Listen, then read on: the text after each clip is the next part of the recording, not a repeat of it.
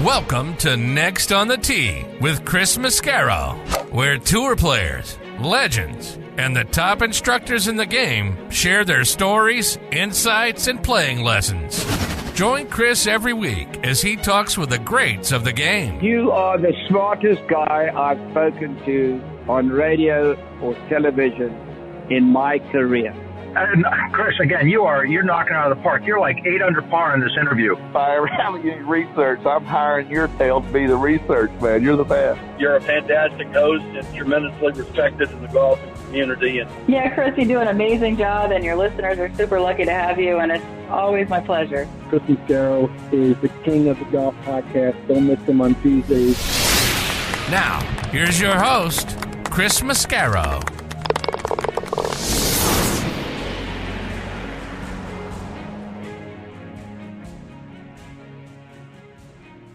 Good evening, folks, and welcome to Next on the Tee. I'm your host, Chris Mascari. I really appreciate you coming back and making us a part of your golf content again this week. It's Memorial Week, and you guys know what a huge fan I am of Jack Nicklaus. Never been up to Columbus to attend the tournament. It is one of the things on my bucket list, not only because it's Jack's tournament and the course is reminiscent of Augusta National, though those are two big reasons, of course, but also the infamous milkshakes. And you guys should know I'm a huge milkshake fan, and as you heard Damon Hack mention on the show when he joined me last week, the Buckeye milkshake is legendary, so I got to get up there one day while Jack is still with us to experience the golf tournament and experience those milkshakes. Okay, on to tonight's show, and I've got a great trio in store for you. First up is going to be 1987 U.S. Amateur Champion and a 5-time winner on the PGA Tour, Billy Mayfair. I had the privilege of spending some time with Billy and his lovely wife Tammy a couple of weeks ago at TPC Sugarloaf for the Champions Tour event here in town, and a better hour I have not had this year. Those two are just absolutely wonderful individuals. I'm a huge fan of both of them, so really looking forward to catching up with Billy tonight. He'll be followed by the director of golf up at Alpine Country Club in New Jersey, my long-lost cousin John Mascari. John makes every segment he joins of the show so much fun, so looking forward to having him back as part of the show tonight. And then we're going to round it out with our director of instruction, Tom Patri. He goes from the leadoff spot to number 3 in the order tonight, but always a pleasure having Tom as part of the show, so looking forward to having him a little bit later on in the hour. So we're going to have a lot of fun tonight here on the show, and as always, I want to thank all of you so much for tuning in and taking the journey with me tonight. I want to start out tonight by reminding you about our friends at the Macklemore, which is a private resort located just south of Chattanooga, high atop Lookout Mountain, Georgia. It's a casual 2-hour drive from Atlanta, Nashville, and Birmingham. The existing Highlands course is now ranked in the top 100 courses you can play in the United States by Golf Digest. The 18th hole, as a matter of fact, is ranked in the top 10 finishing holes in the world. A second course, the Outpost, is now under construction, which will open summer of 2024. The Outpost is another Bill Berg and Reese Jones design and features a 1.5 miles of dramatic cliff edge, with every inch of that edge filled with a golf hole. A world-class hotel, Cloudland Lookout Mountain Curio Collection by Hilton, will open spring of 2024. Both the course and the hotel have incredible views into historic Macklemore Cove, 1,200 feet below. You gotta see it to believe it, folks. Stay, dine, and play golf above the clouds at Macklemore. Go online to macklemore.com to book your stay and play package today. Now let's talk grips. I want to tell you about Lambkin grips. Every shot, as you know, has its own unique feel. The trick? Feel comfortable with each one. And comfort is built into the very DNA of Sonar Plus Black grips. Composed of their Genesis material that provides supreme comfort and durability, with their fingerprint technology, creates a strong connection and unforgettable touch. The game changes from shot to shot. The feel in your hand shouldn't. Lambkin, feel is everything. I also want to remind you about the all-new Stealth 2 driver from TaylorMade. If there's one thing we know golfers want from a driver, it's distance. But there's actually 2 things we all want: distance, and let's not forget, forgiveness. That's why TaylorMade designed the Stealth 2 driver with even more carbon for even more forgiveness. To learn more about the new Stealth 2 driver from TaylorMade, visit them online at TaylorMadeGolf.com. Okay, now back with me and next on the tee is Champions Tour pro Billy Mayfair. Let me remind you about Billy's background. He's from Phoenix, Arizona. By age 15, he'd become such a great junior player that Boys Life magazine featured him on the cover. He played his college golf at Arizona State, where from 1986-87, his scoring average of 70.59 is still among the school's best in history. He won the 1986 U.S. Amateur Public Links Tournament. In 87, he won the U.S. Amateur by beating Eric Redmond 4-3 at the Jupiter Hills Golf Club. And he won back-to-back Pacific Coast Amateur Championships in 87 and 88. Also in 87, he won the Haskins Award for being the nation's best collegiate golfer. And he was a member of the U.S. Walker team that year. Billy turned pro in 1988, won 5 times on the PGA Tour. First one coming at the 1993 Greater Milwaukee Open. Then twice in 1995 at the Western Open and at the Tour Championship, which was played that year at Southern Hills. He won twice again in 1998 at the Nissan Open when he became the only player to ever defeat Tiger Woods in a playoff. He won again later that year at the Buick Open. Billy has finished second 19 times between the regular tour and the Champions Tour. He's had 91 top 10s and 233 top 25s. Today, the Arizona Golf Association presents the Billy Mayfair Trophy to the local player with the lowest weighted scoring average. And I'm very excited to say he is back with me again tonight here on Next on the Tee. Hey, Billy, thanks for coming back on the show. Hey, Chris, thank you for having me. It always makes me feel good. It always gives me a little boost of confidence when I hear all that stuff. That's for sure. Billy, I got to ask you, I'm sure you've played in millions of pro-ams. There was one held annually, not attached to a PGA Tour event that I was reading about. It was called the Rockford Pro-Am, where tour players and celebrities would get together and play in it. And you actually won that event back in July of 2008. It was held at Forest Hills Country Club. You shoot 68 to win it with a late charge. Do you remember playing in that event? Oh, absolutely. It was one of the highlights of the whole summer. We usually played the Western Open the week before, and then we drove up from Chicago up to Rockford. And, you know, Rockford was a wonderful place. The guys who ran the tournament really tried hard. They got a good field in there. The whole town showed up. It was kind of like a Memorial Day, July 4th kind of, celebration. Everybody came out and had, sat on their chairs and all that. And, the whole town showed up. And it was just always nice to go back. And I made a lot of friends there in Rockford and friends that I still stay in touch with today. So it was really a special place. And Billy, I know you've talked about this hundreds of times. Like I mentioned in your intro, the only player to ever beat Tiger Woods in a playoff. You did it at the 98 Nissan Open. You actually had to birdie the final hole just to time and force that playoff. Talk about knowing what you needed, that you needed to make a birdie just to get into a playoff. And that playoff is with Tiger Woods, who had never lost in one of those. You pull that off, and then you get through and you win that event. And you're, like I say, the only guy to ever beat him in a playoff. What was that like for you over those last few holes?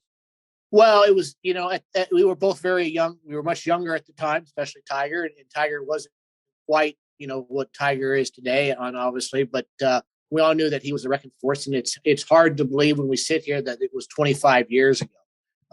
And I still think I have people come up to me, today and talk to me about it. So something that I'm very proud of and very honored about. But it was a time. I was playing really good on the West Coast. I had finished top 10 in Tucson the week before, and it was an odd year that we weren't playing Riviera, which I've not had very good luck on. We played a golf course called Valencia Country Club, and kind of went over. I was playing good, and it was the last tournament on the West Coast, and thought we'd go there and see what we can do. And boy, I played really good for 3 days. I had a 3-shot lead going into 18, and with 18 holes left, and this guy named Tiger Woods, who we all knew about, made his charge on Sunday, and I knew he had made birdie on 18, and the last hole was a par 5, and I knew I needed to make 4 to tie him. I hit a real good drive, got it down there, and was fortunate enough to hit a good 3-wood just in the front bunker. And it was funny. When I was walking from the range over to the first tee on Sunday, I looked to see where that pin was. And I said to myself, you hit it in that front bunker. You can make that, or you can get that up and down.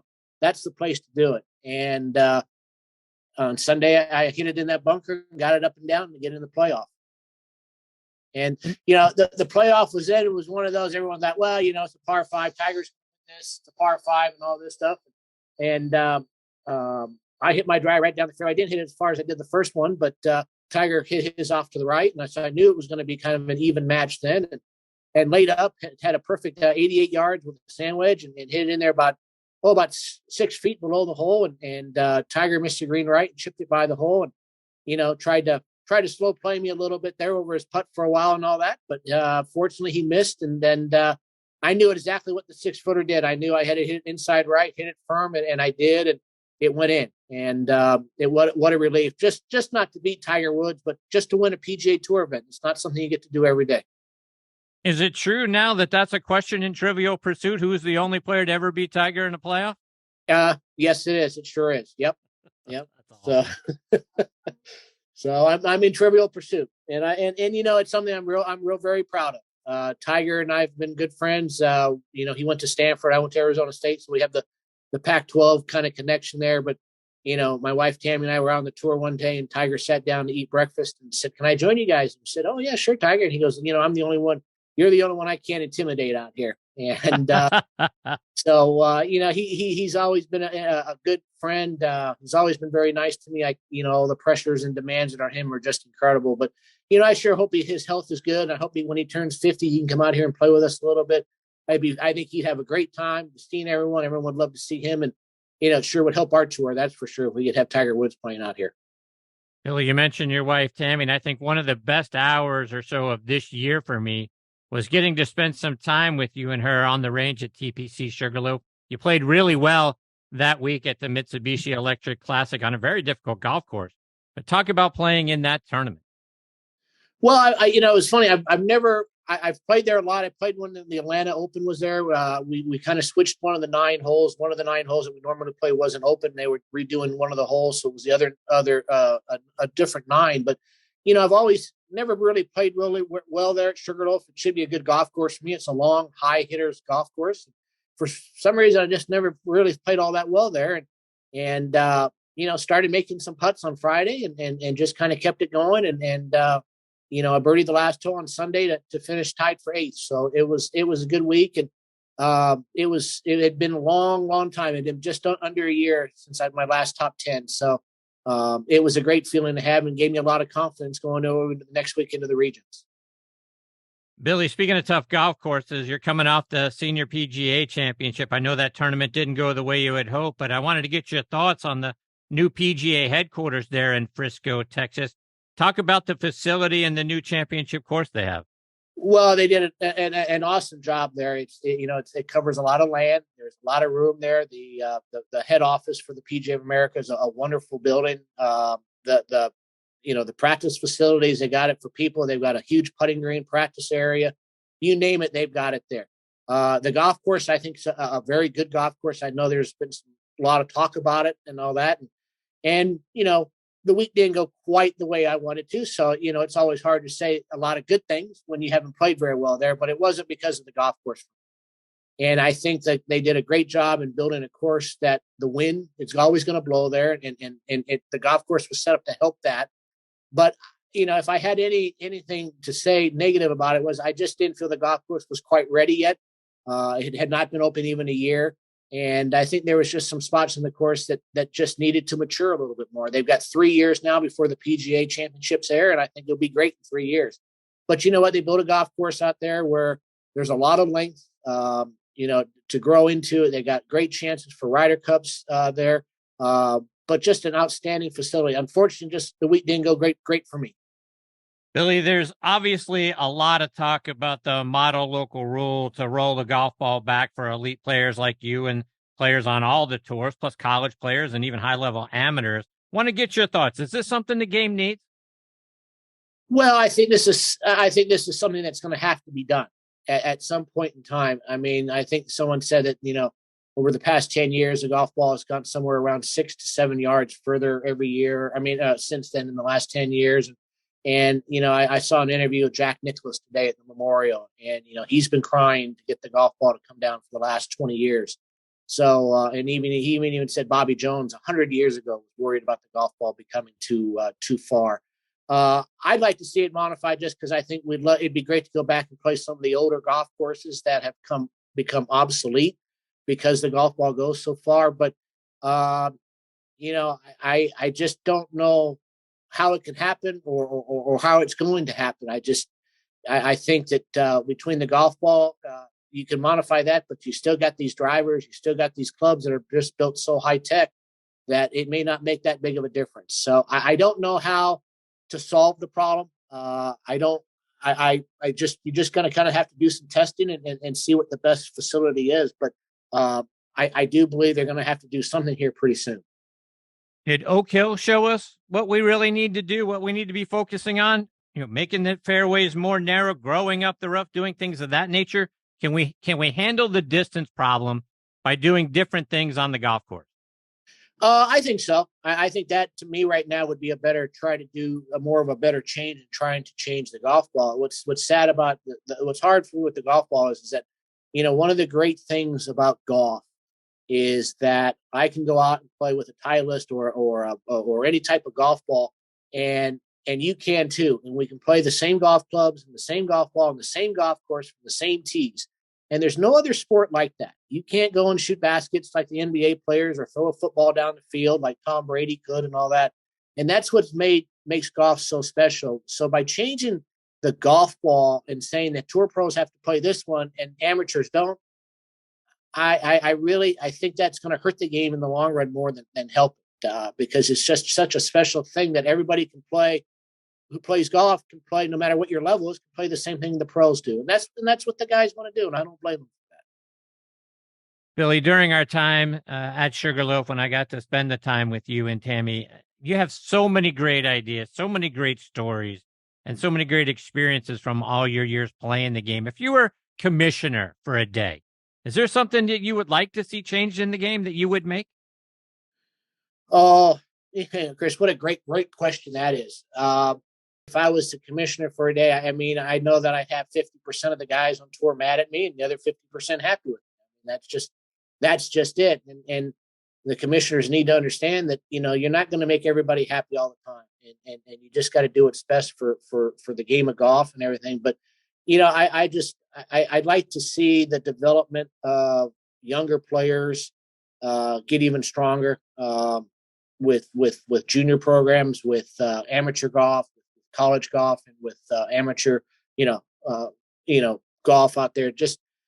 I just don't feel that the level of competition is growing at the rate it should. And I think everyone's so worried about prize money and the length of all these golf courses.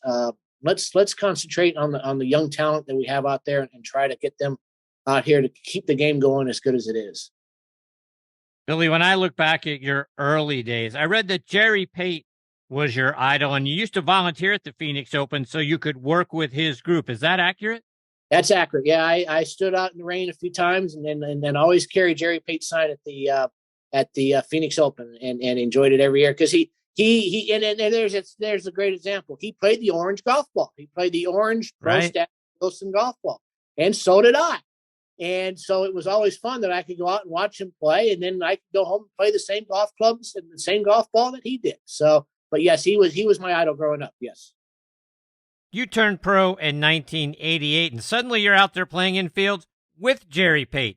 Did you ever get paired with him?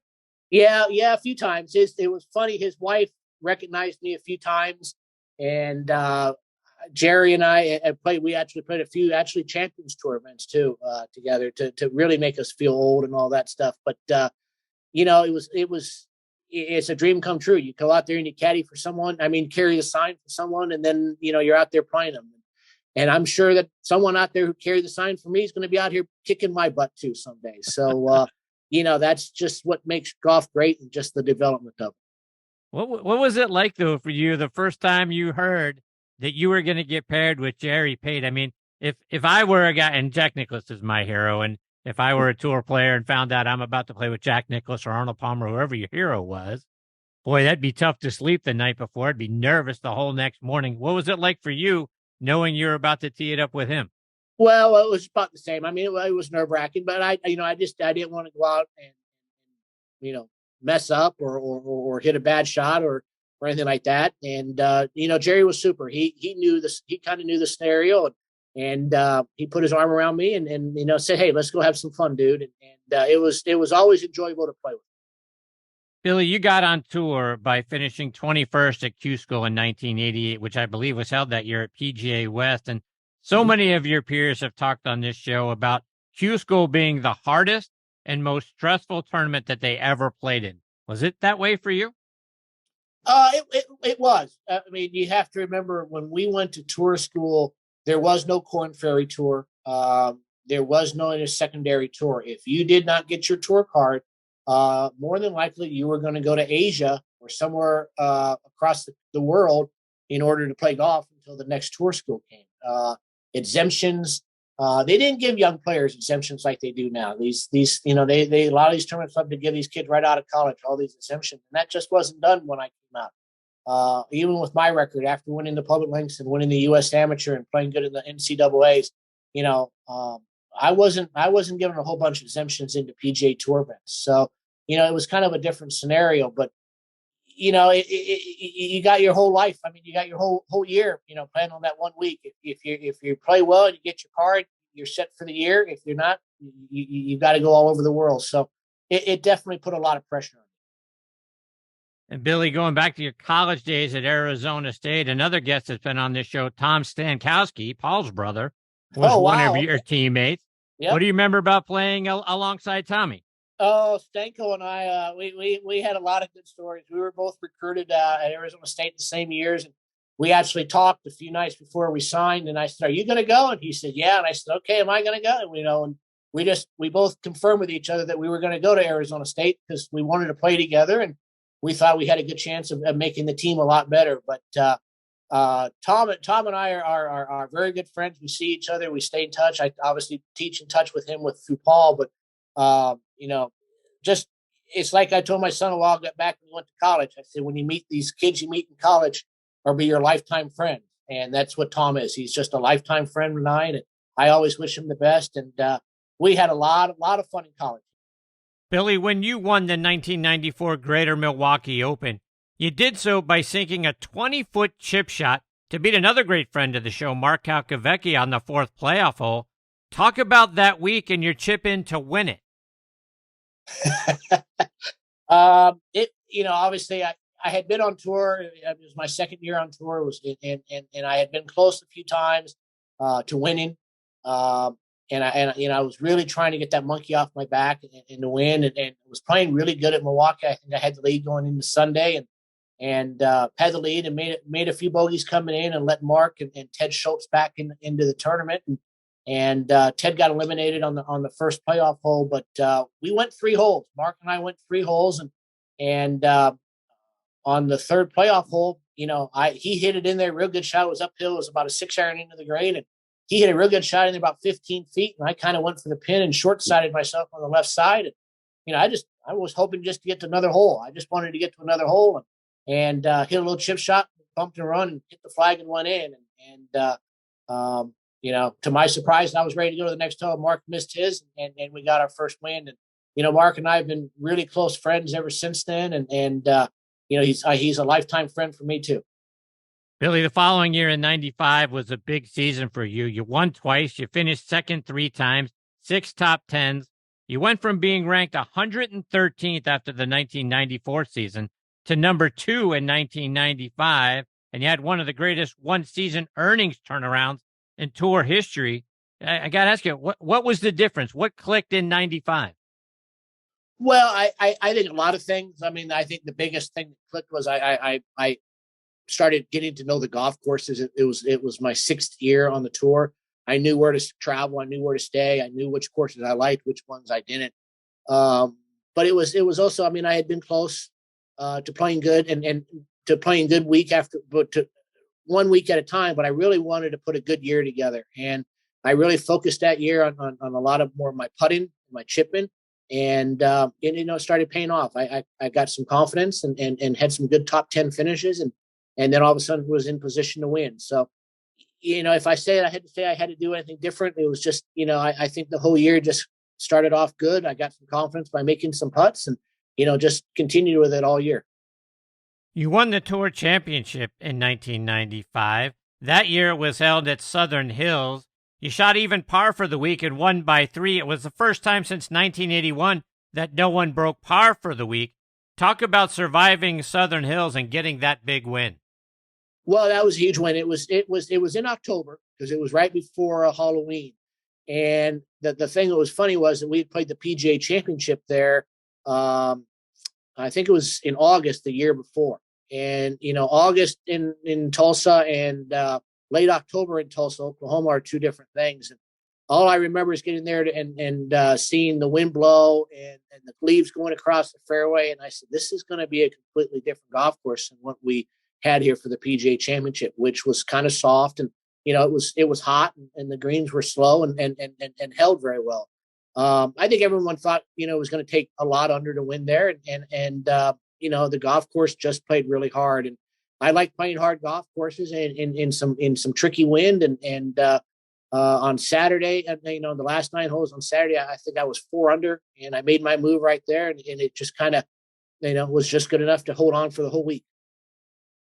Billy, as you look ahead to the rest of this year on the Champions Tour, you've got the U.S. Senior Open at Century World in Wisconsin. It's a top 100 public golf course. Have you ever played there before? Yes, I have. I played a junior event when I was 15 years old there. Wow. And it was in immaculate shape, and I missed one of the fairways and walked on some of the flowers, and I got in trouble for walking on the flowers.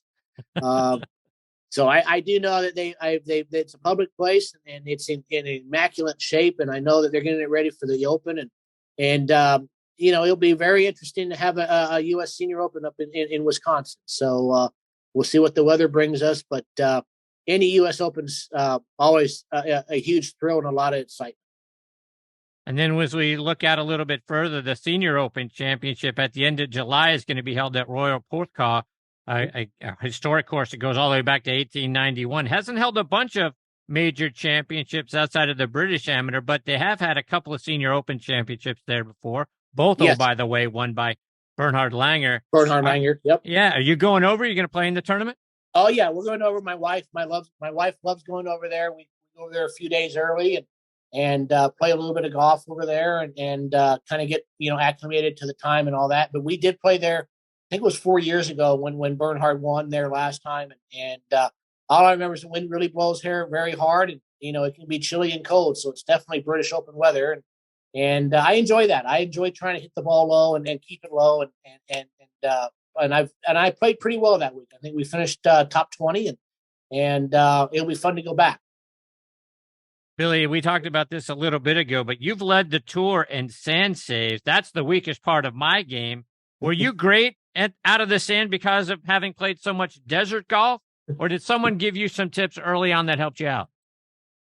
Well, I've always been very comfortable in bunkers. I don't want to say I aim for them, but when I hit them in the bunker, I'm immediately thinking about either trying to hole it or getting it up and down, immediately. It's just one of those places that I feel very comfortable. My first instructor, Arch Watkins, gave me some great lessons in the bunker, and I've still used them today. And I've been very good in sand saves. I think I won that category 3 or 4 times on the big tour. I just think it's just one of those places where, I get in the bunker and I feel very comfortable, and I'm trying to make that shot every time I get in there. And that's why I think my stats have always been so good. Billy, we've talked about your wife, Tammy, a little bit and mentioned her a couple of times. She's on the bag for you now. That's something you also have in common with Mark Kalkovecki, whose wife, Brenda, caddies for him. Tammy and Brenda are both awesome individuals. What's it like getting to have her out on the course with you? Well, it's a lot of fun. I mean, a lot of people look at me kind of funny and having your wife out there, and isn't that too much? Tammy's grown up in golf her whole life. Family was in golf. She worked golf. She played golf. She played at ASU, and I have to mention she did win 2 NCAAs championships while she was at ASU, because she'll never let me live that down. But she's been around golf and been out there and been on the tour her whole life. So this is not something that's new. We help each other out a lot. I think she learns a lot from me, and I learn a lot from her. And we have a great, we have a wonderful marriage and all that. But I think our personalities fit each other very good, and she knows when to leave me alone and when to try to get in my face out there in the golf course. And I think we just match up very well out there, and it's a lot of fun. I mean, this is the Champions Tour. It's supposed to be fun out there, and having your wife out there to share that with you is definitely a thrill. Billy, we've talked before on this show about your being diagnosed with autism later in life. You set up a wonderful foundation to help athletes with spectrum-related disorders, and you actually got an email today from a seventh grader. I want you to talk about both your foundation and the email you got earlier. Well, thank you. It's something my wife and I have been trying to get. I was diagnosed 2 years ago with very high functioning autism, and I decided to go public with it. And once I learned more about it, it made a lot more sense to me, and that's why I wanted to go public to let people be aware of it, so that they will go get tested, so that they can get better and have richer, healthier, happier lives. And one of the things that my wife and I noticed was how there was no help out there for the siblings, for the husbands, for the wives, for the parents, for the other children in the family and all that. And we've really kind of taken it up as our mission to try to help families with children or people who have autism, to give them support, to try to teach them things, to try to, give them someone to scream at, because I know that they're most of the time are going out of their minds and all that stuff. So it's just sad that there's not a lot of help out there for the siblings. But we're trying to change that. And it's a very slow process, but it's something that means very dear to me and to Tammy, and we will get this done. And when you get a note like you did today from a young golfer in North Carolina, who I'm his favorite golfer out here because I have autism, you're doing something right. And there's good days and there's bad days, just like there is on the golf course. And it's just it kind of chokes you up a little bit when someone writes you something like that, because you know that you've affected someone's life or changed their life in just a little bit of way, and it's just a wonderful thing. Billy, before I let you go, let our listeners know, how can they get involved with your foundation, find out more information about it, and also follow you on social media? Yeah, basically for the foundation, for me to go on BillyMayfair.org, and that will tell you about myself, where I'm at, what I'm doing, and more about our foundation and how things are set up. Like I said, it's still kind of, we're in the process, still trying to get it all together. It's a slow, meticulous process. We want to make sure we do everything the right way, and so that we can get things done and help. But BillyMayfair.org, that's the best way to get on there, and we'll see what we can do. Billy, I can't thank you enough for taking time out of your night to come back and be a part of the show. And again, thank you for the time you spent with me on the driving range, you and your wonderful wife, Tammy. Like I say, and I mean this sincerely, one of the best hours, or however long it was, of the year so far, getting to know both of you a little bit better and chat and learn about your lives and the things that you guys have done and accomplished. You're one of my favorite golfers now. And Well, I can't thank you enough. Well, Chris, thank you. You guys, you do a great show here, and you talk to a lot of great players, and I know a lot of good golfers are listening and all that. And it's a hard thing to do. I can only imagine how hard some of your shows are and all that. But we just kind of want to pat you on the back too, and tell you good job too, and tell you how much we enjoy doing it. I appreciate that very much, Billy. Take care, my friend. All the best to you and Tammy. I hope I get the privilege of catching up with you again soon. That sounds good, Chris. Thank you so much. Thank you, Billy. Take care. Bye-bye. That is the great Billy Mayfair, folks, and BillyMayfair.org is his foundation. And that B Mayfair Golf is how you can follow him on Twitter. But he's just a wonderful, wonderful man. And his wife, Tammy, is equally as great. And I mean it sincerely. The hour, whatever amount of time it was that we spent chatting on the driving range at TPC Sugarloaf, is truly one of the best times that I've had in a very long time. They're both wonderful people. They've got great stories. We laughed a lot, and I learned a lot about his career and other things that go on the Champions Tour and the PGA Tour. And this foundation that Billy has set up to help others dealing with autism and learning about it and getting tested and all that is just tremendous. Giving back the way that he and his wife Tammy do, as a credit to both of them and a credit to the game of golf. And like I say, for him to get an email from a seventh grader proclaiming, a seventh grader now, right? This isn't somebody like me that's 58 years old that's watched Billy from the time he's been in college to the PGA Tour to the Championship. This is a young man that has reached out to Billy because of what Billy has gone through and what this young man is going through. And for them to connect, if you will, speaks volumes again about how wonderful a man Billy Mayfair is. I sincerely hope we get to have Billy back on the show again a little bit later on in this season. Okay, coming up next is my long-lost cousin, John Mascari. Before I get to John, I was talking with Eddie Dry, VP of Domestic Sales for Strixon Cleveland Golf, at the PGA Merchandise Show earlier this year, and I said, Eddie, I like your CBX full-face wedges. How can they help an average player like me play better? Here's what he had to say. An average player, I use one, and I'm in some lies that you can't even believe. And I need all the help I can get. And the face is bigger, and the grooves go all the way up and all the way out to the toe. So if you hit it on the toe, you miss it, bam, there's a groove. So I like that. So I carry a 58. There you have it, folks. Try the new CBX full-face wedges from Cleveland Golf. I want to tell you about something else I saw at the PGA Merchandise Show, and that's me and my golf. And how does a 45-day free trial to Arco sound? Well, me and my golf have partnered with Arcos and are offering 14 free sensors and a 45-day free trial to Arcos Caddy when you purchase any training aid on shop.meandmygolf.com. This is a limited time offer, so don't miss out. Again, go online to shop.meandmygolf.com. With many years in the business, menswear brand Construct has finally launched its green golf collection, sustainably produced using renewable solar energy and recycled fabrics. Hit your best shot in their performance-enhancing polos, quarter zips, and bottoms. Made with 4-way stretch, quick dry, and UV 50+ protection. From solids to bold, eye-catching designs, Construct Green is the perfect piece for making the best memories on the greens. And the best part? You can head to construct.com, and that's CONXSTRUCT.com, and use code Chris for 20% off the green collection today. All right, now back in making his 5th appearance with me here on Next on the Tee is my long-lost cousin, John Mascari. Let me remind you about John's background. He attended Rider University in Lawrenceville, New Jersey, and graduated with his bachelor's degree in political science and government. John is a PGA professional. He's worked at some of the best courses in and around the New York and New Jersey area.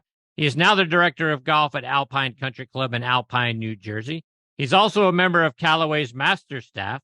John has been named a top 50 master teacher by U.S. Kids Golf. He also co-hosts his own show called On the Tee on ESPN Radio up in New York. And it's great having him back with me again tonight here on Next on the Tee. Hey, cuz, how are you? Good, man. I just want to go back on mute and listen to Billy Mayfair talk about trying to hold out every bunker shot he has. Are you kidding me? He's fantastic, isn't he? I'm just trying to keep it on the green. Here, I'm right? going to hold it on. I'm going to hold that one. Man. Yeah, you're hoping to keep it on the green. I'm hoping not to hit it, skull it in the woods. That's what I'm trying not to do. Exactly.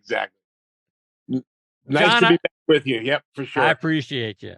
I want to start our time by getting your thoughts on Michael Block. The guy comes out of nowhere, essentially, to carry the torch for his fellow 29,000 PGA professionals. And not only does he easily become the low PGA professional at the PGA Championship, he finished tied for 15th and qualifies to come back and play in the event next year.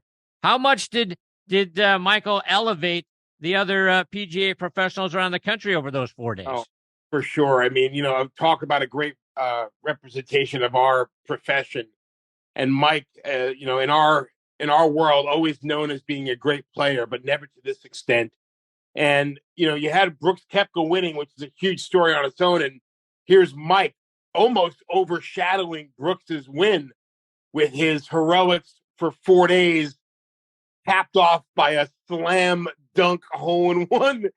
And, you already wrote the fairy tale story, and to knock in a hole-in-one, and his reaction was just so wholesome and pure that it just showed what the game of golf is to us and how lucky we are to play it for a living. And we couldn't have a better ambassador for our profession than Mike. And he surely showed that with his graciousness and his professionalism throughout the week. And John, you're on the board of directors of your section up there. Talk about what is the day-to-day life like of a PGA professional? Oh boy. Some might call us the ringmaster, Chris. Some days we're the therapist. Some days we're the slow play police. But most of the time I guess we're the host or the hostess of golf. I want to be a welcoming face when my members arrive at Alpine. I try to make sure I come in contact with as many people as I can, whether it's on the range or in the shop or on the golf course. Try to block some time for emails. We have meetings, obviously, throughout the day with food and beverage and with other aspects and departments. Try to keep in communication and chat with my staff, talk about events that are coming up. But other than that, you sprinkle in a little time on the range, maybe 5 or 10 minutes to hit some shots, and before you know it, it's dark. So, we wear many hats as a PGA professional, but they're all good hats, and we're all qualified to do so. But the role could change any day. You go from weatherman to golf therapist to all sorts of stuff. But that's one of the great things about it, is that people come to us for so many things. They come to us to help them with their game. They come to us to help them put together a golf outing for a charity. The rules of golf. Hey, we want to plan a party for our son around golf. And we're kind of involved in it all. And that's really what makes our profession so important at all these clubs. And with the uptick of golf that we've seen across the country in the past few years, it only makes it better for us. John, one of the other things that you guys are so good at is growing the game, helping us to grow the game. As a member of the board of directors in your section and the guy who works with so many PGA professionals around the country, talk about the things that you guys are doing to grow this game. I mean, the easy answer is to engage kids and the young people. That's really low hanging fruit. But we tend to look at it a little bit differently, especially in New Jersey. I like to think of growing the game as a bit more diverse. That includes adults of all backgrounds, especially females, those who live in areas that golf is not an easy option, Chris. For years, we had a worldwide celebrity who made golf cool. He put the golf industry on his back. He brought young athletes who would never maybe have played golf to golf. They might have been basketball or football players, but they turned to golf because he made it cool. And with him, quote unquote, air quotes here, out of the picture, those are some big Nikes to fill. You know what I mean? So sure, the PGA Professional will carry a big load. In New Jersey, we host golf in schools programs in which we go in after school hours and bring the game to those without the means or the opportunities. We embrace our veterans. We offer them golf lessons as part of their rehabilitation through the PGA Hope program. And we also help out a lot with people with special needs. And we want them to enjoy the game, enjoy the competition, the inclusion, but really the friendship and the fellowship that golf possesses. I may be biased. I think we do it better than anyone in the PGA sections in New Jersey. I mean, if you want to check out njgolffoundation.org, it'll show you all the stuff we do, from L's to autism to we do tournaments for the Mid-Atlantic Blind Golf Association. So there's many different pillars that we have to support golf in our area. And I'm sure if you went to any other section, you'd see the same. So again, kids are great. They're easy. They're fun. They like to have fun, but really, really growing the game is bringing it to the masses and looking at all aspects of the population. So let's talk about kids. And I get that that's the low hanging fruit, but how are you trying to get more young people excited about coming out and playing the game of golf? I think you just have to make it fun, Chris. It's real easy for us to tell them, make sure you play fast, make sure you know the rules. But the way to have fun playing golf is to play well or play better. And my definition of playing well is different than Rory McIlroy's, and that's different than yours. So it's really weird that you brought this up, because I played golf with my son today, and I haven't played golf with my son. He's 13, probably a year. And that goes back to, trying to figure out a work-life balance with our duties as a PGA pro. And he hit some really great shots today, and he hit some really poor shots today.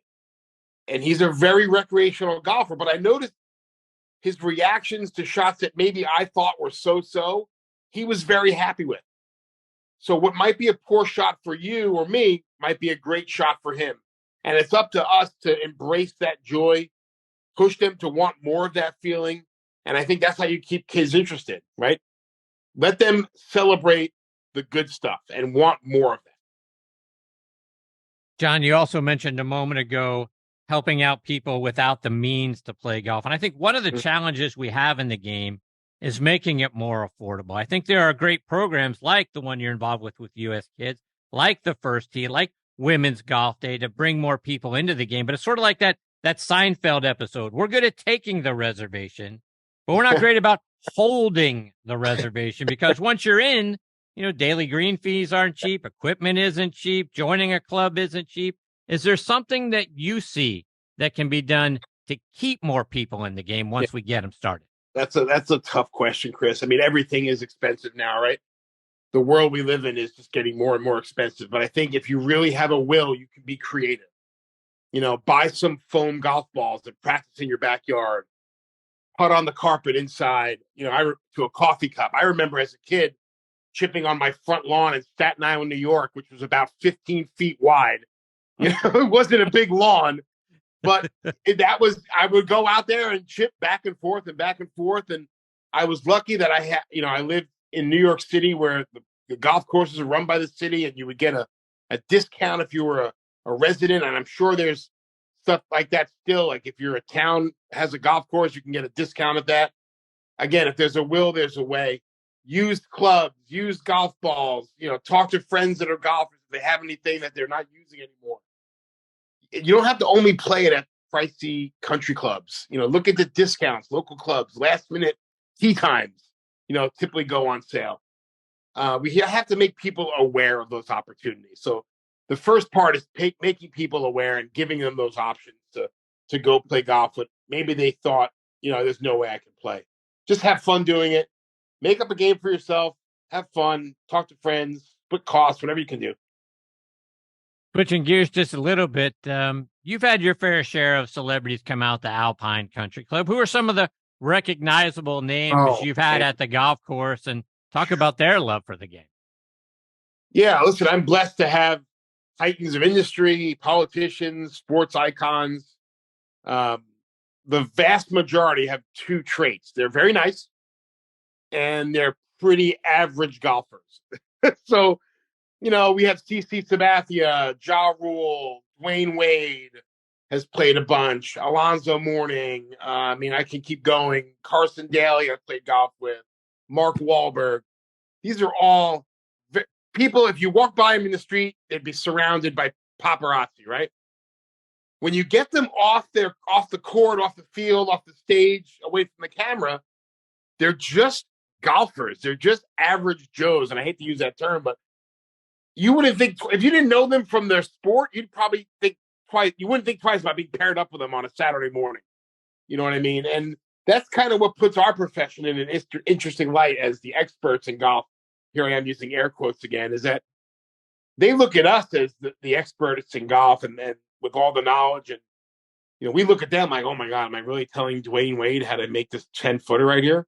He's playing in front of thousands and thousands of fans. And here he is knee knocking a 10-foot downhill putt.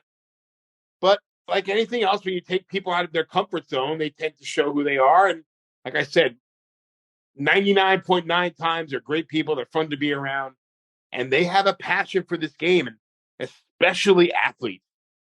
They have this little bit of switch in their brain that says, if I'm going to play this sport, I'm going to play it at the highest level I can. And they grind, and they play as much as they can. They want to get better. And they want to get better. They want to feed that the competition feeds them, and it grows stronger. So it's really neat to see that. But in the end, everyone's out there to recreate, have a good time, and they're just like you and I. John, you also spent some time with a good friend of this show, Keith Stewart. You guys are not only great radio show hosts, Keith is also a PGA professional. Talk about spending time with him on his show. Keith and I, we go way back, Chris. We've been in New Jersey for a while. We talk a lot. We talk about ideas. We've been on the board together. We've co-chaired committees together. We are both diehard New York Ranger hockey fans. So a lot of our discussions are about the Rangers and how we're trying to talk each other off a ledge most of the time. But Keith has been a great resource for me. He's been a great sounding board. He helps me with career advice. He helps me with personal stuff. And, you don't get that many good friends in your life. And I'm proud to say Keith is a real good friend of mine.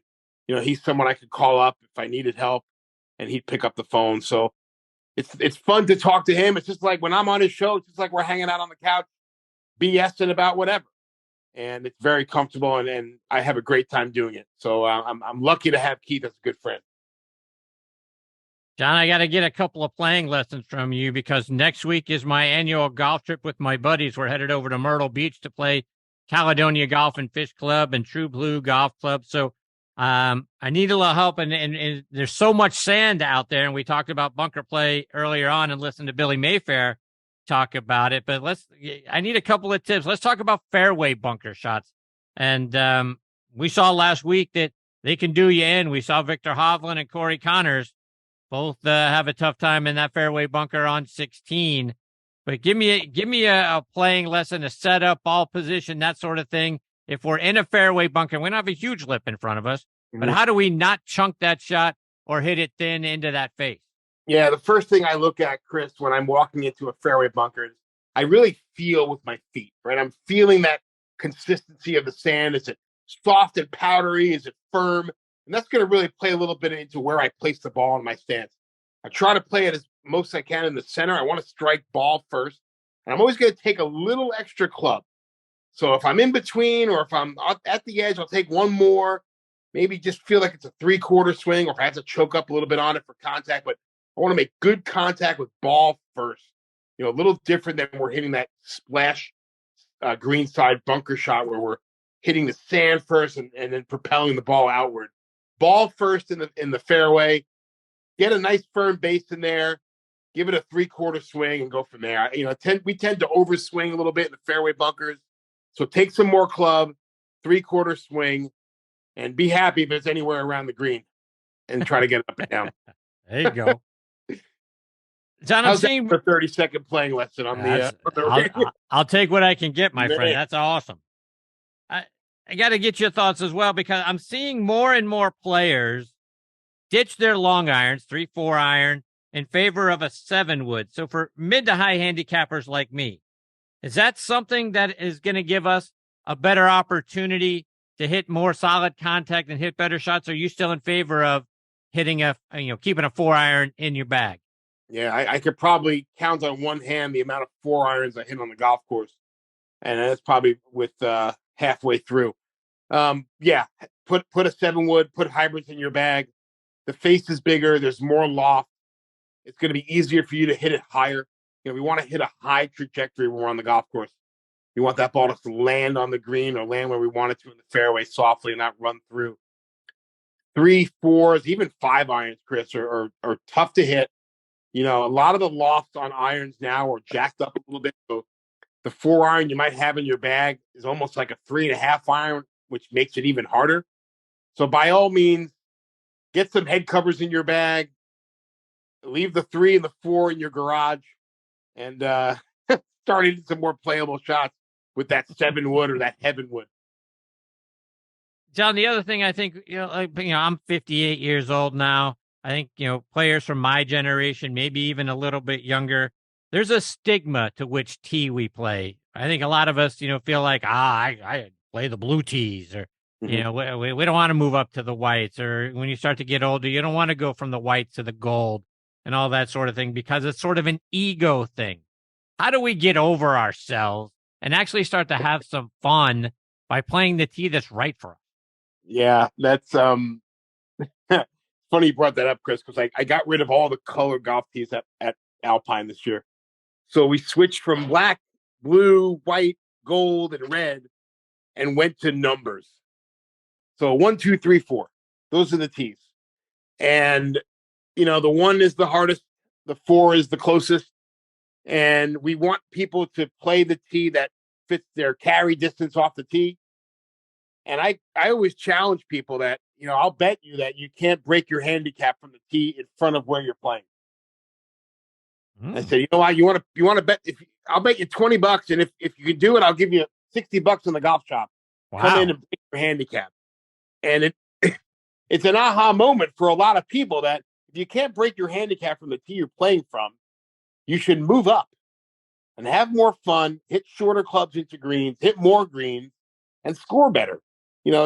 Golf is hard enough, and we're making it difficult by playing the wrong tee because of our ego or because of the people we're playing with. And I'll even mess them around sometimes, and I'll put the 3 in between the 1 and the 2, and so on and so forth, and just to give them a little bit of fun there. And it's been really good so far. We've seen more and more people play forward, more and more people embrace playing a forward tee because it's not red or it's not gold or it's not called the senior tee or the ladies tee.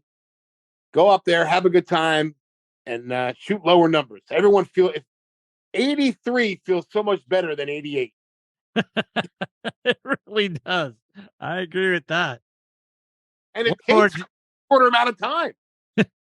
Right. Well, that, and you mentioned early on about, pace of play and stuff like that. I mean, isn't that something that we should be embracing? Everybody's talking about pace of play from the PGA Tour on down.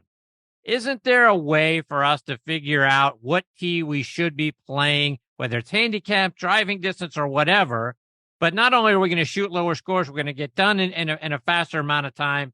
And there's nothing more frustrating on a golf course than you're waiting on every shot. You're waiting for somebody because they thought they needed to play from the blue tees or whatever tee it is. Mm-hmm. So you got pace of play problems. You got frustration problems. It's just bad for the game. That's right.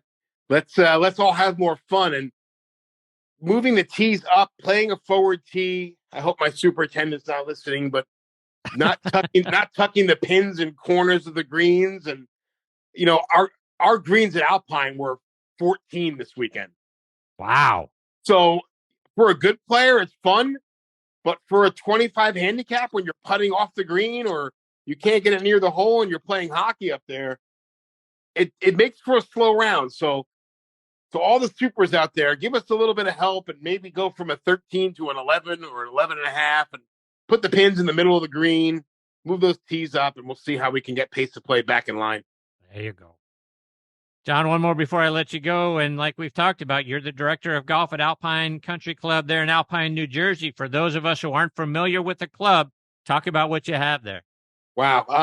So I'm in my 6th season at Alpine. I'm blessed with a terrific staff, supporting membership. We have a lot of fun events. We're right outside of New York City, so we're blessed in that manner. As I said, I have a terrific staff. I have, I know a friend of yours alongside me, Jonathan Yarwood, is our director of instruction. So always fun to be around him and kind of get some good nuggets for my own game and watching the members play better. But Alpine is always at the top of the list for best clubs in New Jersey. So I'm very blessed in that manner.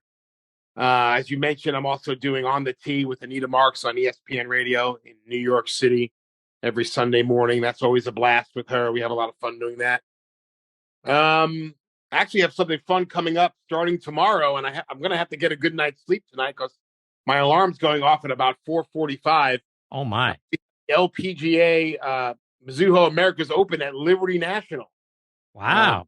Liberty is hosting the Barclays. They held the President's Cup there as well. And this is the first time they're holding an LPGA event. And the LPGA is really centered in New Jersey for quite a bit. We have the KPMG Women's PGA Championship at Boston for All. We've had the Cognizant Championship at Upper Montclair. Right now coming up is the ShopRite Classic down in Atlantic City. So a lot of ladies are staying in New Jersey for a few weeks, but I'll be the starter on number 1 tomorrow. Oh, my.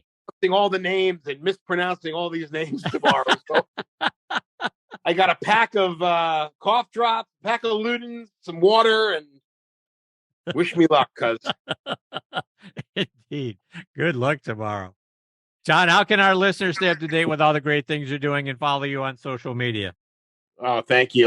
John Mascari PGA is my handle on Twitter and Instagram. And there's a link to my YouTube channel. As I mentioned, ESPN every Sunday mornings here in New York, but also streamed everywhere on the ESPN app.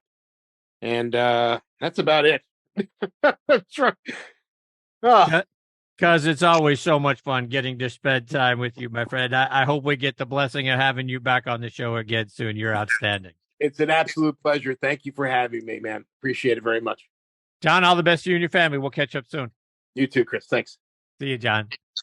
That is my long-lost cousin, John Mascari, and just a huge, huge talent in our game, not only from a radio perspective, and you can tell that how much fun he is to have as part of a show and doing his own show, but all the knowledge that he brings to the game and the leadership that he brings, and something that he and I have talked about, away from the microphone and when we spent some time together.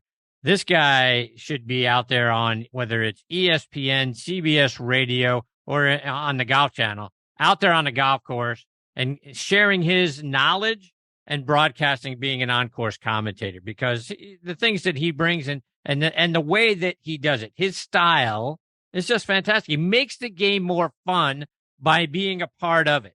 And that's what we need more of on TV, on radio, like he's got his own show or his co-host of the show with Anita Marks. But the style and the fun that John brings, no wonder kids go there. No wonder he's one of the top U.S. kids teachers, because he makes the game fun. He makes the game fun for them, but he makes the game fun for all of us. So that is something that I would love for. I hope someone on the Golf Channel is listening. I hope someone on CBS is listening. You need this guy as a part of your broadcasting team, because he's going to bring more listeners. He's going to bring more eyes. He's going to bring more clicks to everything he does. And it's an honor and privilege having him as part of the show. And like I say, hopefully we get that privilege again a little bit later on this summer.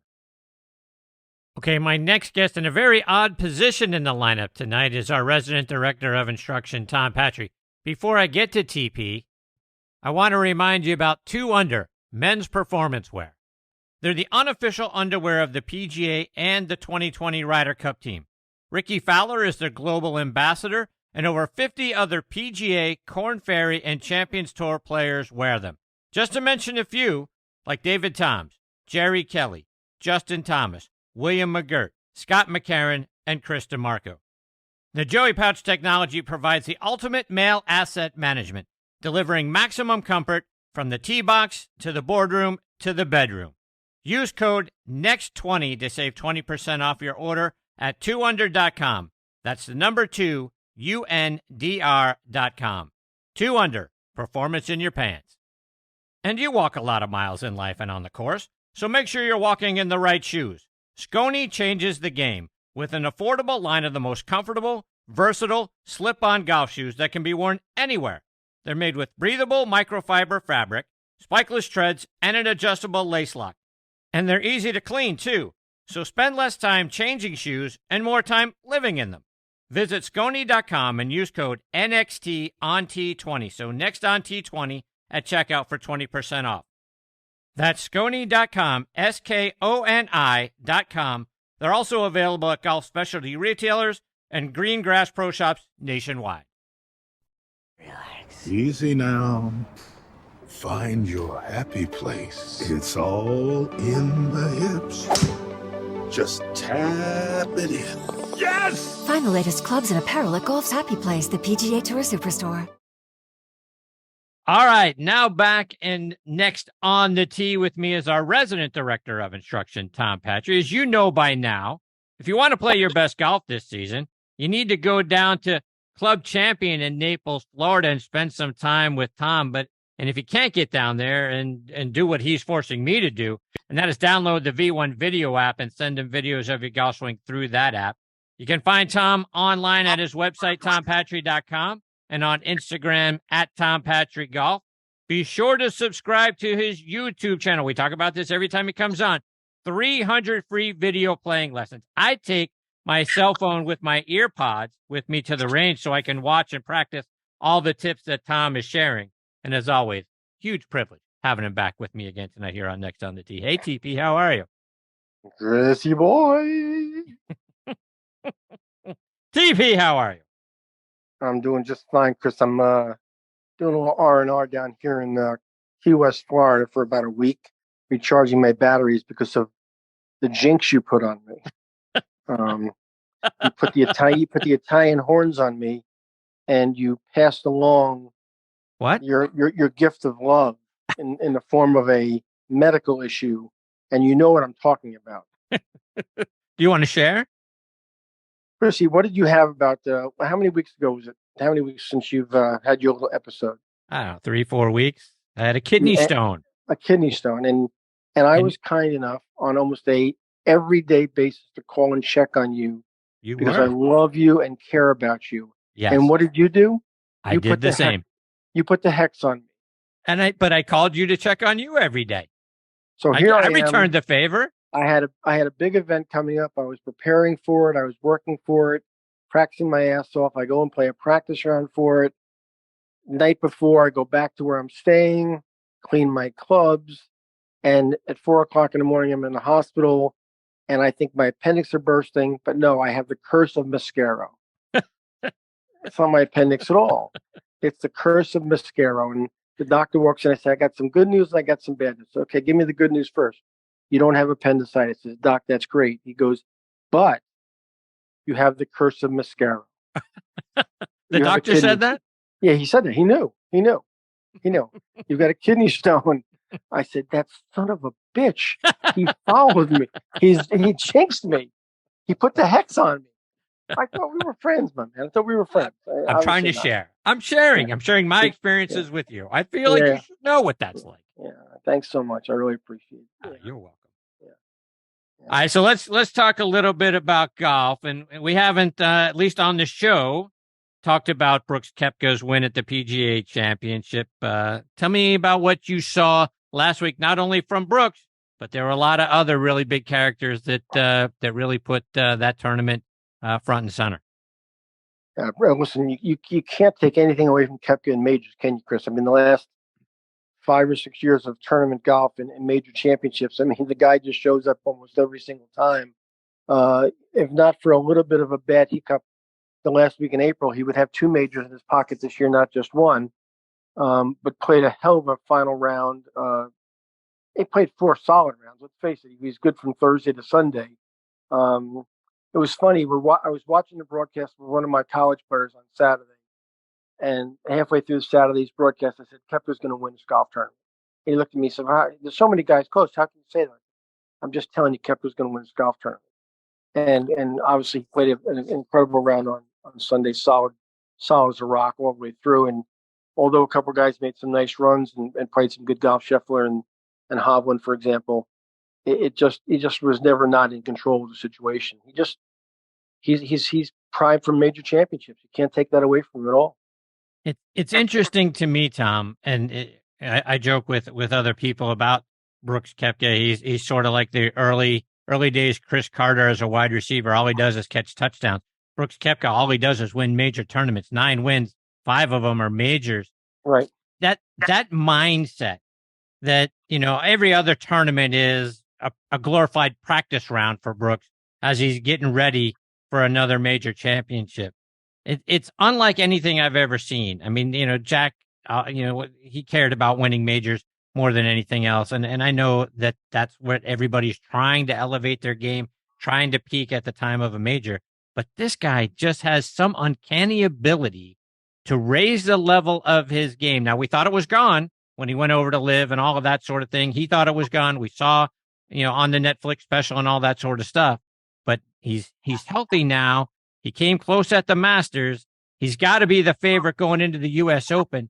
But his ability to rise to the occasion from out of nowhere when really not winning anything else is amazing to me. Yeah, it's more amazing to me that, he plays so well in majors and obviously now with LIV, we don't see him very much anymore. But when he was still playing the PGA Tour, he really literally didn't care about the golf tournaments he played in. He just he was very, very mediocre at best, really, in non-major events. And you'd be going along thinking he didn't have a game, and all of a sudden, it'd be U.S. Open week or it'd be PGA Championship week, and click, he'd be there. It's almost hard to explain, but you're right. He just flips the switch to our major weeks, and all of a sudden he's Jack Nicklaus. Right. So, it's incredible. The other guy that really put on a show for all of us and almost stole the spotlight that week was Michael Block. And the things that he did for the game of golf, the things that he did for his peers like yourself, the other 29,000 PGA of America members, was unbelievable. Talk about what you saw from him. Yeah, and I don't, as a East Coast guy, and Michael's a left Coast guy. I don't know him at all, but I watched closely as a PGA member, and was so impressed with not only his quality of golf, which was outstanding, obviously, really outstanding, but just his demeanor and how relaxed he was and how he conducted himself. It's really hard. People don't understand how much more difficult it is to play in a major championship in those conditions when, although you compete as a PGA professional in your section locally, the difficulty of the golf course, the enormity of the stage you're on, and who you're playing alongside of. You're not playing alongside your neighbor from next door as another club pro. You're playing alongside Rory McIlroy. Or Brooks Koepka or whomever. To do what he did and step up that week and play the kind of golf he played for 4 straight days, and do it in I don't mean this disrespectfully at all, in kind of a laissez-faire way, with just kind of a relaxed attitude, was really spectacular. So he did us all proud. He did himself proud. He certainly did his hometown and his home club proud. Hats off to him. Something that you mentioned, and we've talked about this a little bit on the show in the past, but the difference in levels of golf. I mean, there's playing golf, there's playing tournament golf, whether that's, member guest or a member or our club championship. Then there's playing PGA Tour golf, whether it's Korn Ferry, PGA Tour Championship, whatever, playing tour golf. And then there's playing major championship golf. Talk about the differences as you kind of climb that ladder. You really can't explain this to the recreational player. He gets nervous on the first tee on Saturday morning when there's a couple of people behind the tee watching him tee off. And then he gets even more nervous maybe when he's playing his club championship on the first tee on Saturday morning. To get on the first tee of a tour event, I remember playing in my first international event. I played in the South African Masters in '84, and which is a major event in that country. Galleries and TV and the whole bit. It's hard to explain to Joe recreational player how that feels. It's you have trouble breathing. Your hands are doing things that you didn't ask them to do. It's certainly different. And these guys who are the thoroughbreds of professional golf do it every single week on a regular basis on primetime airwaves in front of the whole world. And then you'd ratchet it up another notch, like you would say, Chris, at a major, whether it's the Masters, the U.S. Open, or the Open Championship, or the PGA, and they perform so beautifully in incredibly difficult conditions. You can't explain to people how good these guys are, and certainly, tee to green is difficult, but the putting complexity and the speed of these greens and the firmness of these greens and how many putts they hole. That putt Michael Block made on the 72nd hole, which was a putt he probably hopefully didn't realize at the time, got him into next year's PGA, and also was probably a $75,000 or $80,000 putt. And he rolled it right in the middle on a very crispy, very fast green on Sunday afternoon. Was nothing short of incredible. It's the putting skill and the touch and feel is not to be believed.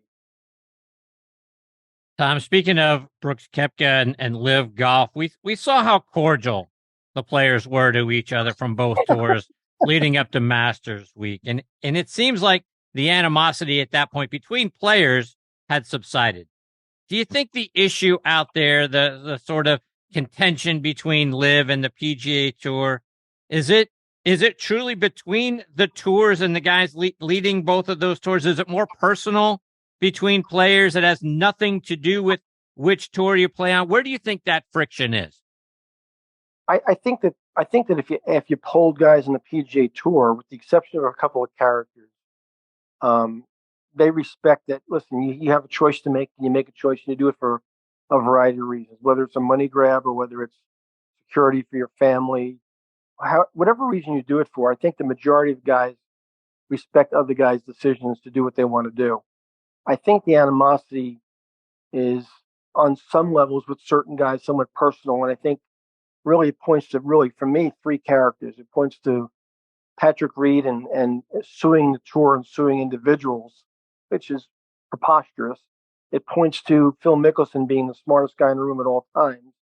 And it points to Greg Norman, who is either loved or hated, depending on what camp you are. But I think the camp of hated is much more populous than the other one. And I think those three, if you remove those three characters and some of their actions, we wouldn't have any animosity at all. So let's take that a step further. If Greg Norman wasn't the CEO of Live Golf, let's pick somebody else.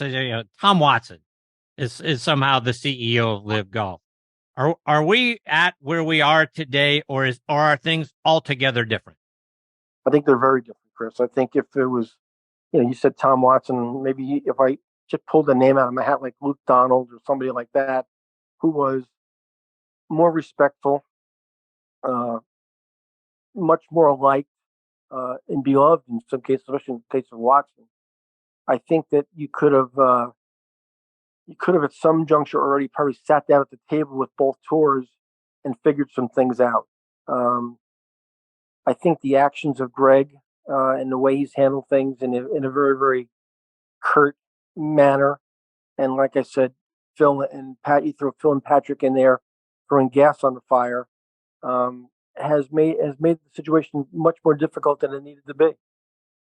Is this some hangover from what Greg was trying to do back in the 90s, trying to get a world golf tour together? And I know Jack and Arnold, particularly Arnold, threw a lot of water on that fire and told everybody, we're not doing this. Let's just move on. This isn't even a topic.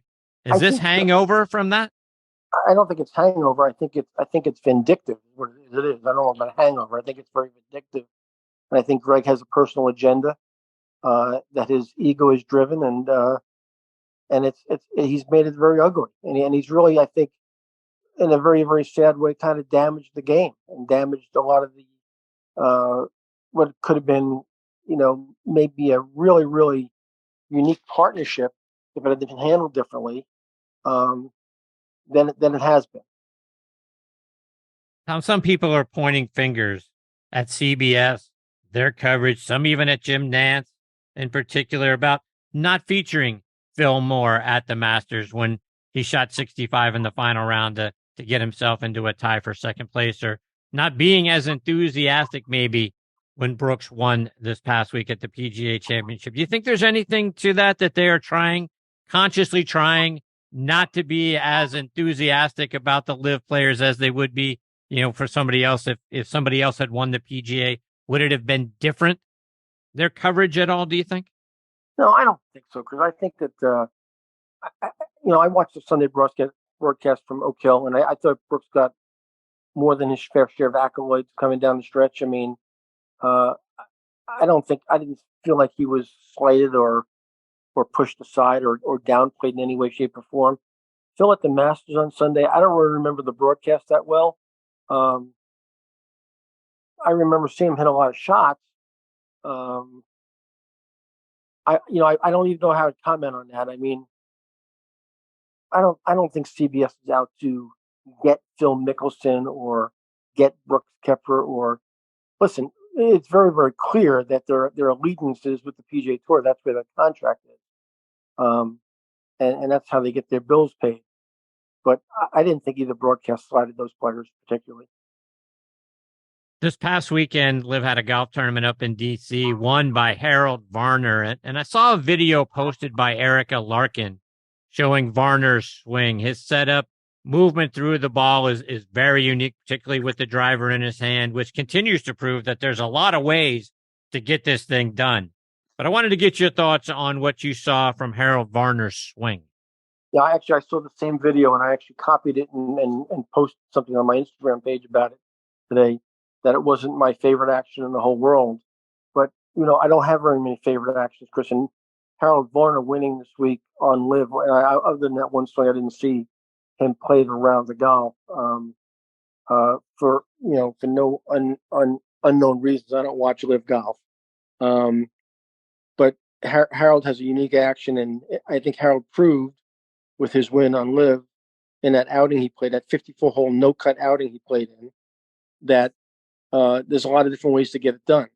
And I think, and if you look at the PGA Tour every single week, and if you and I walk down the range at Memorial this week, and you asked me to pick out 3 or 4 golf swings that I thought were really, really classically perfect, I don't think I could get to 4.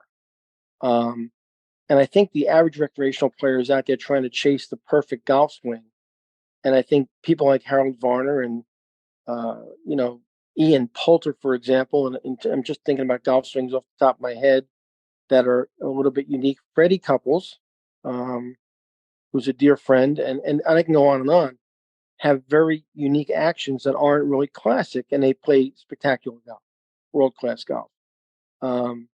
So I think there's a lot of ways to get it done. I think when the average player comes to me and says, I want to swing like Fred Couples, or I want to swing like, Adam Scott or Rory McIlroy. And I kind of look at him and I go, well, I don't think I can help you with that because that's not who you are. You're not built that way. Your body doesn't move that way. You don't have that flexibility. You don't have that structural movement.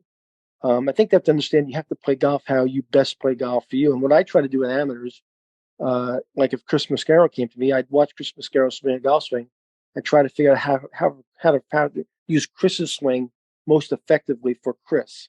And would I change things? Yeah, there'd probably be some things that I'd ask him to change or try to work on. But at 58 years old, you're not going to change the spots on the leopard a whole lot. So you have to kind of get them to play their own best golf. And that's what I try to do with everybody that comes to me. You mentioned perfect swing. Is there a perfect swing? Does that exist? Never saw one, Chris. Never seen, and I don't think I ever will. I mean, if you ask me to pick out the closest to perfect right now, you'd have to point to somebody like Rory or Adam Scott. Both have beautiful golf motions. But if you notice, Rory and Adam Scott don't win every week. And I think what the amateur misses, and you're gonna laugh at me, but there's this thing called short game that makes up for a lot of ills. And if you followed a round of golf on the PGA Tour and you picked out any group on the PGA Tour next week, just pick out 3 names that are paired together and watch them play, you'd realize as you follow them around, best players in the world now, I don't care what group you pick, they hit a fair amount of really crappy golf shots during their round of golf, yet shoot some kind of a score under 70. Well, how does that happen? Well, they manage their misses beautifully, and they know how to score on and around the greens and turn 5 into 4. Bobby Jones once said the secret of golf is turning 3 into 2, meaning from green side, instead of pitching it on the green and 2-putting, pitching it on the green or hitting a bunker shot to close up proximity to 1-putt. So I don't think the average recreational player spends enough time understanding that or trying to attack that part of the game to save themselves shots. Let's take that a step further, right? Because we don't practice putting like we probably should. You talk all the time, short game, short game, short game. Are we practicing wrong? I mean, I feel like we're a generation now where chicks dig the long ball, right? We want to hit a 350-yard drive. We want to swing out of our shoes. We're practicing all of those sorts of things, but where we lose strokes, and I was just talking to a buddy of mine earlier today. He's like, I'm 3-putting my way around the golf course. Well, how often, are you out there on the practice putting range, hitting putts? Well, I throw a few balls down before I go play. Yeah, that's nice, right? But if you're 3-putting your way around the golf course, right, you got 54 strokes right there. Right. I mean, you're killing yourself by not practicing that. Or do we practice wrong? Chris, I wrote a book back in the 90s called The 6-Spoke Approach, and one of the 6 spokes is time management and how we use our time. As a working guy, you're a working guy, and I'm a working guy. When I do get time, I always spend the most time on the areas of my game that'll impact my bottom line the fastest. And at 64 years old, I'm not going to hit it 320. It's not going to happen. And by the way, in my prime, I didn't hit it 320. So, and some people are blessed with what I call natural speed, and some people are not. I had this conversation back in the middle to late 90s with a guy named Tom Kite. You might remember that name. He was good enough player to win a U.S. Open. And Tom made a comment to me. He said when he came out of school, same year as Crenshaw, and he looked around, he realized that he was not ever going to be blessed with the gift of speed. He looked around in a generation that had Freddie Couples playing alongside of him, and Greg Norman playing alongside of him, and Tom Weiskopf playing alongside him, and guys that hit Nicklaus playing alongside him, and Watson, guys that hit much further than he did. He said, if I'm going to stay out here and not be folding shirts in a pro shop, I've got to tailor my game to ways I can compete. And he made himself one of the great wedge players of that generation, and a more than adequate putter, and had a hell of a career. So I think when the recreational player examines how to play the game, and I've heard you talk to other guests about this, are you playing from the right tees? Okay. And are you attacking the game based on your physical capabilities as best you can? Tom, as we look ahead to this week's tour event, they're up at Jack's Place at Muirfield Village for the Memorial. I know a place that you've gone out and seen a handful of times. What can we look forward to seeing at Muirfield Village? Well, that's, Jack's built a hell of a facility there. That golf course is, and I'm not a huge fan of Jack's architecture overall, but that is a real jewel, that place. And it's only got 18 great holes. That's all. There's no let up from first tee to 18 green there. There's not a weak hole in that golf course. You can't fake it around that golf course. You cannot fake it at all. You've got to drive the ball in the fairway. The rough is punishing. You've got to drive it in the right part of the fairway because angles are very, very important there. And you've got to get it into the right quadrant on the green. It's a really strategic golf course that has got plenty of length and very complex putting surfaces. So you got to look for a ball striker there. You got to look for somebody who's got command of his golf ball, who drives the ball reasonably well, not necessarily long, drives the ball in play, adequately long, but not super long, drives the ball in play, and then is a fairly good iron player and certainly has some degree of putting skill. It's a major championship type golf course. So you're not going to see, somebody slap it around out there and win that golf tournament. When you think about the great tournaments, when I think we have 4 major championships all year long, but to me, the next, we talk about elevated events now. There's elevated events and this, prize money and all that sort of stuff. To me, there are 2 elevated events on the PGA Tour that should be every single year. And it's the Memorial and it's Bay Hill. Out of respect for Jack Nicklaus and Arnold Palmer, those 2 should be elevated events forever. I don't know. What are your thoughts? Yeah, I mean, I love the fact, Chris, that you even said what you just said. I mean, you got to respect people who have changed the course of history in golf. And certainly Arnold did. Undeniably, Arnold did in the early 60s. He brought golf to a black and white TV screen like it had never been brought before and brought the Army with him. And then along came Fat Jack, the young kid from Ohio who challenged the king. And now you had competition, you had a rivalry, and people bought into it and they embraced it. And it was a love-hate relationship for a long time. And they ultimately became great friends. But they changed the course of golf history as media became part of golf, as TV became part of golf. So to honor them and put them on a pedestal, I certainly think is deserving, as we put Bobby Jones on a pedestal at Augusta. And in a kind of a roundabout way, historically put old Tom Morris on a pedestal at the Open Championship. I'm a big history guy, Chris, as you know. It's very important to me. If you walk in the front door of my house and turn left into my office, in my home office, there are 2,500 volumes of golf books from 1888 to present on those shelves. And most of them are instructional based, but a good portion of them are historically based. And it's something I've spent my life reading and studying. It's very important to me. So putting those kind of people on a pedestal is something I hope that, big money dollars and big sponsorships doesn't, push those names aside and make it a corporate event. I think that Arnold should always be honored and attached to Bay Hill.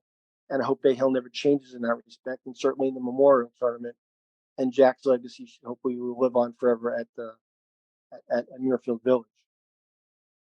Tom, just a couple more before I let you go. And going back to the PGA Championship at Oak Hill, did Oak Hill show us what should be for a golf course for layout?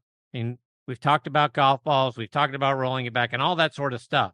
If you look at what Oak Hill did, narrow fairways, penalizing rough, to me that showed what the game could be without having to change anything.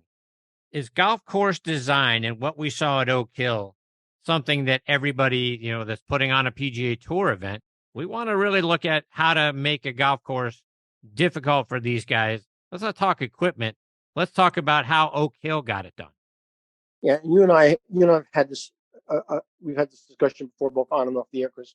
And quite frankly, I'm going to call you out, pal. You disagree with me. You told me the ball had to be rolled back, but I think for major championship golf, okay, the ball does not have to change. The golf course setup should dictate how the game gets played and how people score. But the other side of that is Joe Public likes to see action, likes to see eagles and birdies. So I think there's got to be a balance on tour during the course of the year between, the Muirfield Villages of the world, the Bay Hills of the world, the Oak Hills of the world, the major championship venues of the world, and places like Phoenix, where you got holes coming down the stretch that are drivable par fours, and guys can hit short irons to a par three, and there's water lurking, but it's exciting because there's birdie and eagle is a possibility, but also tragedy is a possibility. So I think you have to balance those things in terms of the course of the year to keep the public interested. I don't think rolling back the golf ball is the answer. I think you can do it with the golf course. One more, and you mentioned tragedy can happen, and we saw it happen from the fairway bunker on 16 to both Victor Hovland on Sunday and Corey Connors on Saturday. Both guys drove it into that bunker and then, sculled it, hit it thin into the face of the bunker. Surprising to me to see two guys like that in back-to-back days hit shots like that from the fairway bunker. Is that shot more difficult than what it looks like? What were your thoughts when you saw both of those shots? I think they needed oxygen. You're on the 16th hole of a major championship, third round and fourth round, and you're in a fairway bunker where the margin for error now for hitting a clean shot and elevating the golf ball is taken to a little bit different level. That's a golf shot where if you just flinch a fraction and catch it one groove thin, and you try to do something, maybe bite off a little bit more than you can chew, that can happen to you. I thought that fairway bunker on 16 was pretty penal in terms of its depth. And I think that, sometimes you got to take a little bit more loft and maybe put that ball just in front of the green and try to make four a different way than they did. I'll bet you if you saw that on super slow-mo and you could watch the contact with the face of the club, you would think the contact was, it'd be hard to detect that the contact was off at all. But one groove low in a fairway bunker like that, and you're going to eat your lunch. It's those margins, Chris. I can't tell you guys watching that are amateurs how tight those margins are. I bet you they didn't miss those golf shots by very, very much at all. On TrackMan, and I use TrackMan sparingly, but on TrackMan, there's a screen I can go to that measures where the ball was struck on the face. It has a graphic of the face of the club, and it shows you the exact location of each shot and where it was hit on the face. And at the bottom of that graphic, it tells me both from top to bottom and from left to right how many millimeters off the center of the contact. Millimeters. Wow. And somebody will hit a shot and they say, really, that felt really, really thin, or that felt really, really fat, or that felt really toe or really heel. And I'll show them at the bottom of the screen that they were 3 millimeters off center, to the right or to the left or up or down. And they look at me like, 3 millimeters? That felt awful. And that's how small the sweet spot of a golf club is. And that's how hard it is to hit perfectly solid golf shots. And these guys we watch on TV hit that exact contact point almost every single time. And that's how tight these margins are. And that's how talented these people are. Yeah, well, you take that a half step further. I've seen a lot of those guys talk about, you mentioned wear on the face. I hit it a groove too low. I hit it a groove too high. I think people think they're exaggerating, Chris, but they're not exaggerating. They really mean a groove too low. That's what they really mean. Yeah. To me, that's craziness. Yeah. One groove low or one groove high. We're happy if we get it 3 millimeters from the center club face. You kidding me? Right. You're talking about how terrible a shot that is. That's amazing. Exactly. Yeah. Tom, remind our listeners how they can stay up to date with all the great things you're doing, my friend, whether it's following you on Instagram or on your website. Yeah, Instagram, is my landing spot most times, Chris. But we have 2 Facebook pages, a LinkedIn page. Of course, the website is just tompatri.com. But more importantly, and I say this every time, what show is this, by the way, Chris? For us, it's milestone number 75 tonight. You have to be in search of new talent, Chris. Really, you're really digging the bottom of the barrel out here. The person we should really be thinking about and talking about is Chris Mascari. I heard your last interview with John, and praising him about how CBS should find him, or the Golf Channel should find him.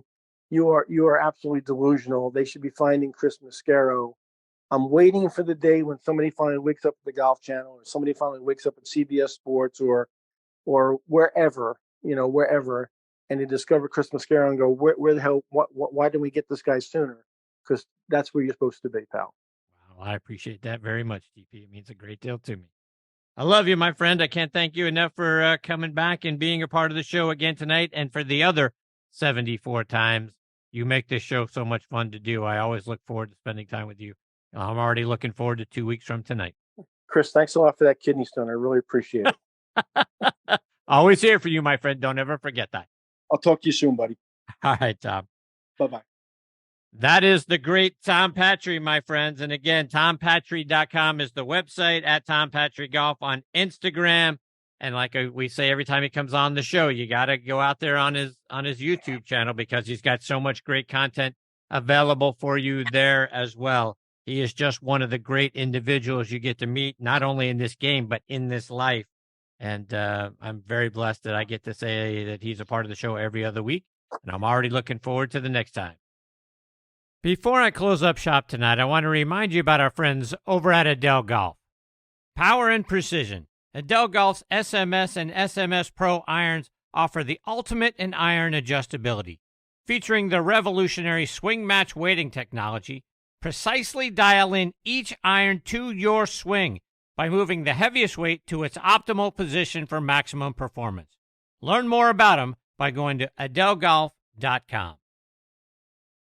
And folks, do you sway and you're off balance in your golf swing? You know what? It could be your shoes. A golf shoe needs structure to provide stability and reduce sway. How can you tell if your shoes lack structure and are hurting your game?